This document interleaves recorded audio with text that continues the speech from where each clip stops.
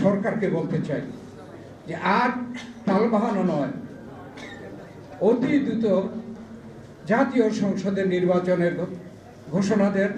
আর জনগণ যদি নির্বাচন বুদ্ধি হয়, তাহলে এদেশে কেউ ষড়যন্ত্র করে সেই ষড়যন্ত্রকে কখনো সফল করতে পারবে না।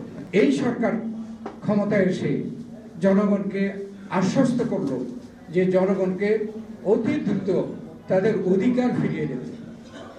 আর আমরা মনে করি জনগণের অধিকার হচ্ছে ভোটের অধিকার, এবং এই ভোটের অধিকার পেলে পরে জনগণ যে গত 16 বছর যাবৎ ভোটের দিকে বঞ্চিত আছে, সেই ভোট তারা স্বাধীনভাবে এদেশে প্রয়োগ করতে পারবে এবং এই জনগণের সরকার প্রতিষ্ঠা প্রথম হলো জনগণের সংসদ প্রতিষ্ঠা করতে পারবে, তার মাধ্যমে সরকার প্রতিষ্ঠা করতে পারবে।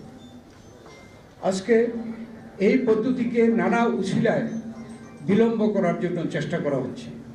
এটা হচ্ছে যারা পতিত স্বৈরাচারী ফ্যাসিস্ট সরকার, তারা তো পালিয়েছে, পদত্যাগ করেছে, দেশে বিভিন্ন জায়গায় পালিয়েছে, তারা কিন্তু ষড়যন্ত্রে লিপ্ত আছে এবং নানা ধরনের ষড়যন্ত্র করছে।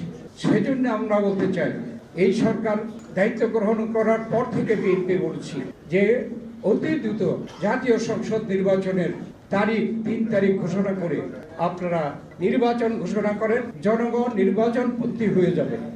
আর জনগণ যদি নির্বাচন পন্থী হয়, তাহলে এদেশে কেউ ষড়যন্ত্র করে সেই ষড়যন্ত্রকে কখনো সফল করতে পারবে না। জনগণই নির্বাচনমুখী হয়ে জনগণই সেই ষড়যন্ত্রকে মোকাবেলা করে।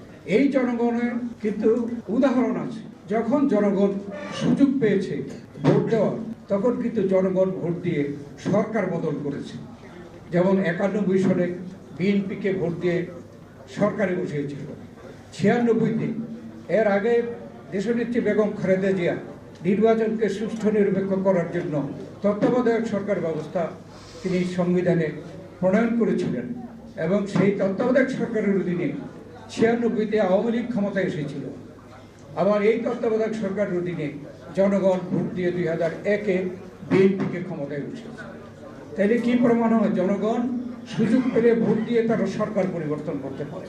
আবার এই জনগণ কি দেখিয়েছে যে যারা ভোট দেওয়া থেকে বিরত রাখতে চায়, বাধা দিতে চায়, ষড়যন্ত্র করতে চায়, তাদের বিরুদ্ধে কিন্তু এদেশের ছাত্র জনতা সংগ্রামের মাধ্যমে তাদেরকে উৎখাত করেছে।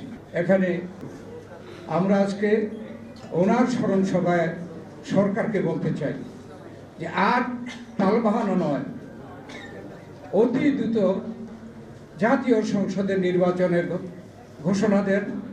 তাহলে আপনারাও সম্মানের সাথে আপনারা ক্ষমতা হস্তান্তর করতে পারবেন।